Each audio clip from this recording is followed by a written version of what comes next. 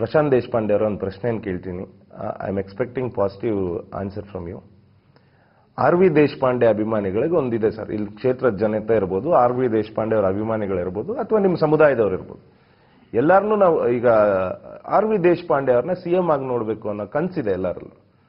ಕೆಲವೊಂದು ಸುದ್ದಿಗಳು ಸಹ ಅರ್ಧ ಬರ್ತಾ ಇದೆ, ಲೋಕಸಭೆ ಚುನಾವಣೆ ನಂತರ ಆರ್ ವಿ ದೇಶಪಾಂಡೆ ಅವರು ಸಿಎಂ ಆದರೂ ಆಗ್ಬೋದು ಅಂತ. ಮಗನಾಗಿ ನಿಮ್ಮ ತಂದೆಯನ್ನು ಸಿಎಂ ಆಗಿ ನೋಡಬೇಕು ಅನ್ನೋ ಆಸೆ ಇದೆಯಾ? ನೋಡಿ, ನಾನು ಕಾಂಗ್ರೆಸ್ ಪಕ್ಷದ ಬಹಳ ಒಂದು ಕಾರ್ಯಕರ್ತ, ಅಭ್ಯರ್ಥಿ ಆಗಿದ್ದೀನಿ.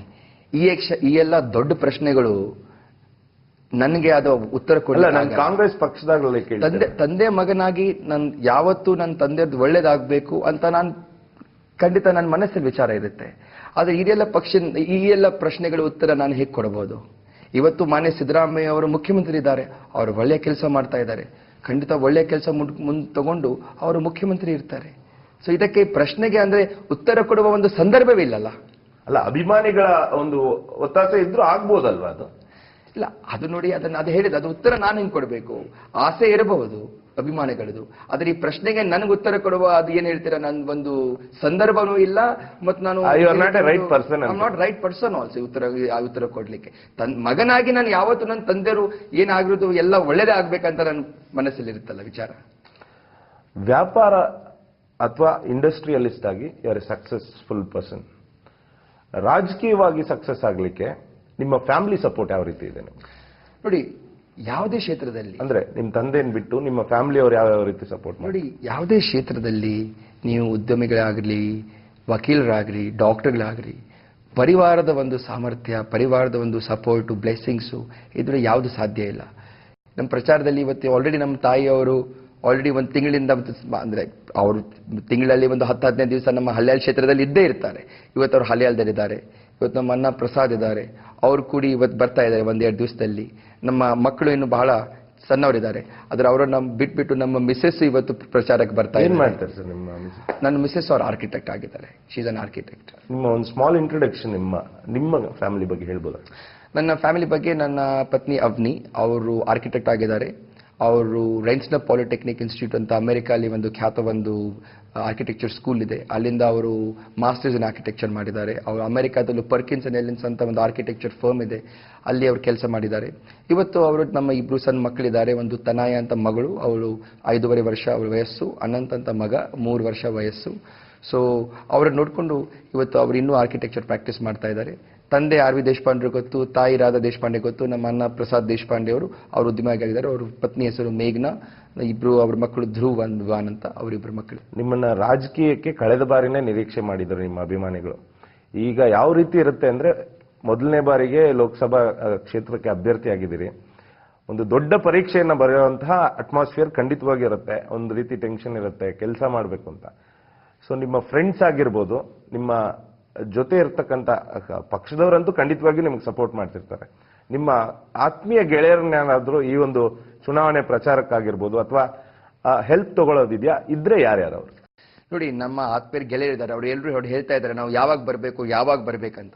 ನಾನೇ ಹೇಳ್ತಾ ಇದ್ದೀನಿ, ದಯವಿಟ್ಟು ನೀವು ಗುಡ್ ವಿಶಸ್ ಅಷ್ಟೇ ಕೊಡಿ. ಅವ್ರು ಬರ್ಬೇಕಂದ್ರೆ ಅವ್ರನ್ನ ನೋಡ್ಕೊಳ್ಬೇಕು. ಅದಕ್ಕೆ ಅವ್ರು ಎಲ್ಲ ಬರ್ಲಿಕ್ಕೆ ಕಾಯ್ತಾ ಇದ್ದಾರೆ, ನನ್ನ ಕರೆಯನ್ನು ಕಾಯ್ತಾ ಇದ್ದಾರೆ. ನಾನೇ ಹೇಳ್ತಾ ಇದ್ದೀನಿ, ನಾನು ಎಲ್ಲಾ ಕಡೆ ತಿರುಗಾಡ್ತಾ ಇದ್ದೀನಿ, ನೀವು ಟಿವಿಯನ್ನು ನೋಡ್ಕೊಂಡು ನನ್ನ ಬಗ್ಗೆ ಜೈ ಅಂತ ಹೇಳಿ ಅಷ್ಟೇ ಅಂತ ಹೇಳ್ತಾ ಇದ್ದೀನಿ. ನನ್ನ ಆತ್ಮೀಯರ ಗೆಳೆಯರಿಗೆ ನಾನು ಹೇಳ್ತಾ ಇದ್ದೀನಿ. ಇದುವರೆಗೂ ಯಾರನ್ನು ನೀವು ಹೆಲ್ಪ್ ತಗೊಂಡಿಲ್ಲ? ಇದುವರೆಗೂ ಹೆಲ್ಪ್ ಅಂದ್ರೆ ಯಾವ್ದು, ನಮ್ಮ ಫ್ರೆಂಡ್ಸ್ ಅವ್ರ ಗುಡ್ ವಿಶಸ್ ಇದ್ದೇ ಇರುತ್ತೆ. ಸೊ ಅವ್ರ good wishes are always with me. ನೀವು ಹೇಳಿದಾಗೆ ಒತ್ತುವರಿ ಒಂದ್ ಕಡೆ ಆದ್ರೆ, ಈಗ ನಿಮ್ಮ ಕಾರವಾರದಲ್ಲೂ ಸಹ ಸಾಕಷ್ಟು ಸಮಸ್ಯೆಗಳಿದೆ. ಇದುವರೆಗೂ ತೀರದೇ ಇರುವಂತ ಸಮಸ್ಯೆಗಳು ಕೂಡ ಇದೆ. ದೇಶಪಾಂಡೆ ಅವರು ಬಂದಿದ ತಕ್ಷಣ ಒಂದು ಟೈಮ್ ಲಿಮಿಟ್ ಇಟ್ಕೋತಾರ. ಅಂದ್ರೆ ಫ್ರಾಂಕ್ಲಿ ಸ್ಪೀಕಿಂಗ್ ಎಲ್ಲ ರಾಜಕಾರಣಿಗಳು ಆಶ್ವಾಸನೆ ಕೊಡ್ತಾರೆ ಚುನಾವಣೆ ಸಮಯದಲ್ಲಿ. ಅದನ್ನ ಸಕ್ಸೀಡ್ ಮಾಡೋದಕ್ಕೆ, ಅದನ್ನ ಫುಲ್ಫಿಲ್ ಮಾಡೋದ್ರಲ್ಲಿ ಖಂಡಿತವಾಗಿ ಎಲ್ಲ ರೆಡಿ. ಈಗಿರೋ ಶಾಸಕರು ಸಹ ಹೌದು.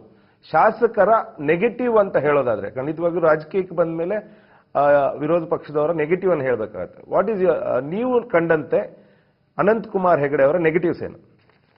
ನೆಗೆಟಿವ್ ಏನಂದ್ರೆ, ಅವ್ರು ಯಾರನ್ನು ಸ್ಪಂದಿಸಿಲ್ಲ. ಯಾವುದೋ ಒಂದು ಜಿಲ್ಲೆಯ ಪರವಾಗಿ ಯಾವುದೋ ಒಂದು ಮುದ್ದೆಯನ್ನ ಲೋಕಸಭೆಯಲ್ಲಿ ತಗೊಂಡು ಬಂದಿಲ್ಲ. ಜಿಲ್ಲೆಯ ಹಲವಾರು ಯೋಜನೆಗಳ, ಕೇಂದ್ರ ಸರ್ಕಾರದ ಹಲವಾರು ಯೋಜನೆಗಳಿದಾವೆ. ಸೆಂಟ್ರಲ್ ರೋಡ್ ಫಂಡ್ ಇದೆ, ಪ್ರಧಾನ ಮಂತ್ರಿ ಗ್ರಾಮ ಸಡಕ್ ಯೋಜನೆ ಇದೆ, ನಮ್ಮ ಮಿನಿಸ್ಟ್ರಿ ಆಫ್ ಅಗ್ರಿಕಲ್ಚರ್ ಇಂದ ನಮ್ಮ ಮೀನುಗಾರಿಕೆ ಬಾಂಧವರಿಗೆ ಡ್ರೆಡ್ಜಿಂಗ್ ಆಪರೇಷನ್ಸ್ಗೆ 50 government of India 50% government of Karnataka proposals ಇದ್ದಾವೆ. ಯಾವುದೋ ಒಂದು ಕೆಲಸ ಕಾಣ್ ಬರ್ತಾ ಇಲ್ಲ. ಅವ್ರು ಏನು ಮಾಡಿದ್ದು? ಪಾಸಿಟಿವ್ ಅಂದ್ರೆ ಕ್ರಾಂತಿಕರವಾದ ಒಂದು ಭಾಷಣ ಮಾಡ್ತಾರೆ. ಅವರಷ್ಟನ್ನ ಕ್ರಾಂತಿಕರ ಭಾಷಣ ಬಹುಶಃ ನನಗೂ ಬಂದಿಲ್ಲ. ಆದರೆ ಯಾವುದೋ ಒಂದು ಸಾಧನೆ ಇಲ್ಲ, ಕೇವಲ ಮಾತು. ಅದು ಕಾರ್ಯಗತ ಆಗೋದಿಲ್ಲ ಅನ್ನೋದು. ಇವತ್ತು 14 ವರ್ಷದಲ್ಲಿ ಅದೇ ನಾನು ತಮ್ಗೆ ಹೇಳ್ತಾ ಇದ್ದೀನಲ್ಲ, ಈ ಪ್ರಶ್ನೆಯನ್ನು ನಾನು ಕೇಳ್ತಾ ಇಲ್ಲ, ಇವತ್ತು ನನ್ನ ಜನರು ಕೇಳ್ತಾ ಇದ್ದಾರೆ. ತಾವು ಅನಂತಕುಮಾರ್ ಹೆಗಡೆ ಅವರನ್ನು ಎಲ್ಲ ನೋಡಿದಿರನಂತ. ಕಿತ್ತೂರು ಖಾನಾಪುರಲ್ಲಿ ಜೀವದಾನ ಕೊಟ್ಟಿದ್ದ ಕ್ಷೇತ್ರ ಕಿತ್ತೂರು ಖಾನಾಪುರ. ಹಿಂದಿನ ಚುನಾವಣೆಯಲ್ಲಿ ಕಿತ್ತೂರು ಖಾನಾಪುರಲ್ಲಿ ಜನರು ಕೇಳ್ತಾ ಇದ್ದಾರೆ, ನೀಡಿಲ್ಲ ಅಂತ. ಅಲ್ಲಿ ಆ ಕ್ಷೇತ್ರಕ್ಕೆ ಭೇಟಿ ನೀಡಿಲ್ಲ. ಅದೇ ಅಲ್ಲಿ ಕ್ಷೇತ್ರದ ಜನರು ಕೇಳ್ತಾ ಇದ್ದಾರೆ, ಅನಂತಕುಮಾರ್ ಹೆಗಡೆ ನೋಡಿದಿರಾ ಅಂತ. ನನ್ ಕೇಳ್ತಾ ಇದ್ದಾರೆ. ನಾನು ಕಾಂಗ್ರೆಸ್ ಅಭ್ಯರ್ಥಿ, ಅದ್ರ ಬಗ್ಗೆ ನಾನು ಏನ್ ಹೇಳ್ಬೋದು? ಪ್ರಶಾಂತ್ ದೇಶಪಾಂಡೆ ಅವರೇ, ನೀವು ಒಬ್ಬ ಯುವ ರಾಜಕಾರಣಿ, ಒಂದು ವಿಷನ್ ಇರುತ್ತೆ. ಖಂಡಿತವಾಗಿಯೂ ರಾಹುಲ್ ಗಾಂಧಿ ಅವ್ರದ್ದು ವಿಷನ್ ಕೆಲವೊಂದಿದೆ, ದೇಶನ ಈ ರೀತಿ ಮಾಡಬೇಕು ಅಂತ. ನಿಮ್ಮ ವಿಷಯಕ್ಕೆ ಬರೋದಾದ್ರೆ ನಿಮ್ಮ ಕ್ಷೇತ್ರಕ್ಕೆ ಸೀಮಿತವಾಗಿ ನಾನು ಪ್ರಶ್ನೆ ಕೇಳ್ತಿದ್ದೀನಿ. ಒಂದು ಶಾರ್ಟ್ ಟರ್ಮ್ ವಿಷನ್ ಮತ್ತೆ ಒಂದು ಲಾಂಗ್ ಟರ್ಮ್, ಅಂದ್ರೆ ನೀವು 5 ವರ್ಷ ಕಂಪ್ಲೀಟ್ ಮಾಡೋಷ್ಟರಲ್ಲಿ ಇಷ್ಟು ಕೆಲಸಗಳನ್ನ ಕಂಪ್ಲೀಟ್ ಮಾಡಬೇಕು. ಅಧಿಕಾರಕ್ಕೆ ಬಂದಿದ ತಕ್ಷಣ ಸಾಕಷ್ಟು ಎಕ್ಸ್ಪೆಕ್ಟೇಷನ್ ಜನರಲ್ಲಿ ಇರುತ್ತೆ.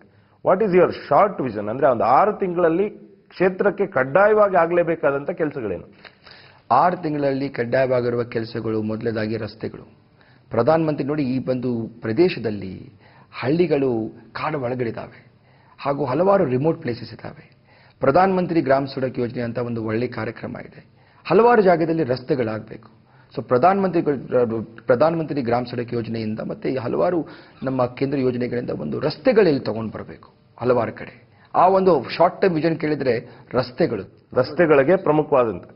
ಖಂಡಿತವಾಗಿಯೂ ಪ್ರಶಾಂತ್ ದೇಶಪಾಂಡೆ ಅವರೇ, ನಿಮ್ಮ ಲಾಂಗ್ ಟರ್ಮ್ ಏನಿದೆ ವಿಷನ್ ಬಗ್ಗೆ ಕೂಡ ಮಾತಾಡೋಣ. ಅದಕ್ಕೆ ಮುಂಚೆ ಒಂದು ಶಾರ್ಟ್ ಬ್ರೇಕ್ ತಗೊಳ್ಳೋಣ. ವೀಕ್ಷಕರೇ, ಈಗ ಒಂದು ಬ್ರೇಕ್ ನಂತರ ಚರ್ಚೆ ಮುಂದುವರಿಯುತ್ತೆ.